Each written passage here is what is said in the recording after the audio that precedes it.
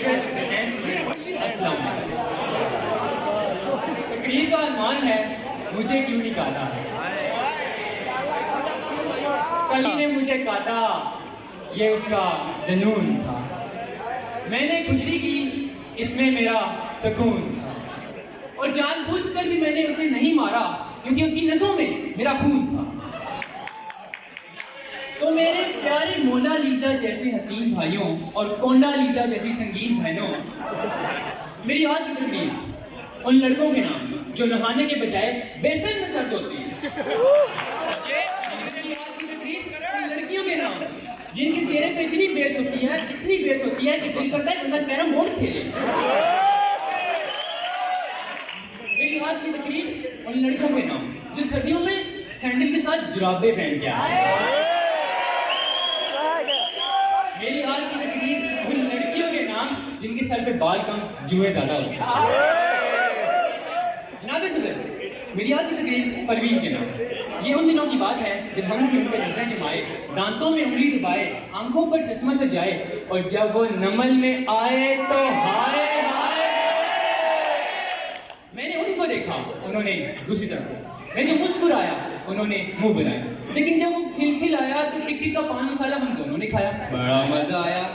फिर उसके हुस्न ने मारा गोला, होने वाला था कोई रोला। लड़की थी या गोरने कोला, हाय मेरी मोला, हाय मेरी मोला। जुल्फें उसकी गीली गीली, साड़ी उसकी नीली पीली, चाल थी उसकी ढीली ढीली। मेरे ख्याल में उसके पास पेचकस नहीं था। बस एक यही अदा मेरे दिल में कुछ इस तरह से बस गई, जैसे छोटे से नक्शे में आपदा परवीन फंस गई। फिर इतवार की रात हुई, हमारी पहली मुलाकात हुई। दोनों एक दूसरे के इतना करीब आते हैं, जैसे आटे को देख के गरीब आते हैं। वो आगे बढ़ी, मैंने आके उससे बढ़ी। उसकी बहती नाक पर देखकर यूं लगा जैसे पिघली हुई कुल्फी हो। और उसकी सुख आंखों को देखकर मैं हो गया बेगाना। वो तो बाद में पता चला पगली चरस पीती थी रोजाना। और आपको ना इकरार करती है, ना इकरार करती है, मेरे ही सपनों में आके सरहद से प्यार करती है।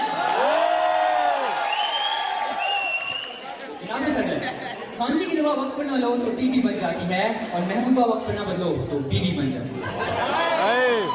और इस बार मैंने महबूब के बजाय जमाने को बदलने की ठानी, तो मुझे देखकर हुई हैरानी कि मौलाना साहब को खान साहब का जीन्स में नमाज पढ़ना नाजायज लगता है, क्योंकि जीन्स खुद पहनने में रुकावट उनको अपना साइज लगता है। जनाब सदर, बस इसी वजह से मैं बैतुल खला में बैठ गया, मैं खाना समझकर, लोटे का पानी पी गया पैमाना समझकर।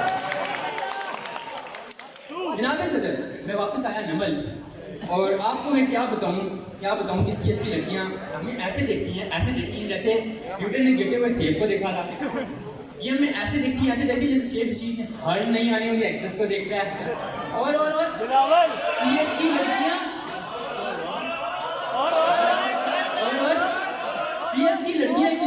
इतनी पुरानी जैसे हमारा रेलवे का निजाम। ये तो पाकिस्तान बनने से पहले की है, इसमें तो जंग आज़ादी भी लगी हुई है।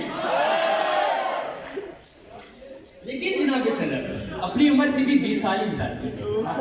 जैसे जैसे इन्होंने रिवर्स गियर लगा रखा, सब लड़कियां मुझे भूल रही हैं क्योंकि मैंने उनकी असलियत बताई है। सब लड़कियां मुझे भूल रही हैं क्योंकि मैंने उनकी असलियत बताई है। सॉरी तो मैं इनसे कर लूंगा, पर चस बड़ी आई है। जनाब सदर, नमल में क्लास में कोई लड़का सवाल पूछे तो ओछा, लड़की पूछे तो ओह अच्छा। लड़की जुल्फे लहरा कर आए तो शिल्पा शेठी, हम जल भी लगा ले तो नज्जम सेठी। जनाब सदर, इस वाक़े के बाद मैं घर गया और मॉन्स्टर के यूनिफॉर्म पर सो गया। सुबह उठा तो मेरे नाम एक खत भिजवाया गया था, मुझे झक मारने बुलवाया गया। वहाँ बैठा किसी का क्यों था, क्योंकि मेरा इंटरव्यू था। मुझसे पहला सवाल, आप दानिश हैं? मैं बोला नहीं। मुझसे दूसरा सवाल कि आपके भाई की पूछी है, आपकी नहीं। मैं बोला वो अबू बकर में। मुझसे तीसरा सवाल कि न्यूज़ चैनल देख के सब परेशान क्यों हो जाते हैं? मैं बोला क्योंकि एक्सप्रेस न्यूज़ वाले सबको ये कह के डराते हैं जो सब छुपाते हैं वो हम दिखाते हैं। मुझसे चौथा सवाल कि शादी के दिन मेरी तो घूंघट भी खुली। मैं बोला क्योंकि कोई ये ना बोल दे ओह ये तो हिंदी वाली है। मुझसे पांचवा सवाल कि क्या पख्तूनख्वा में अमन है? मैं बोला कौन कहता है पख्तूनख्वा में अमन नहीं, जरा खुशबू लगा के मर्दान जाओ तो सही। जनाब सदर, सारे का सारा हमला मेरी बातों से हो गया कमला। अजीब सा था उनका रिएक्शन, मेरी हो गई रिजेक्शन। और नाकाम होने के बाद मैं उनसे यही कहूँगा, मुझे क्यों निकाला, मुझे क्यों निकाला।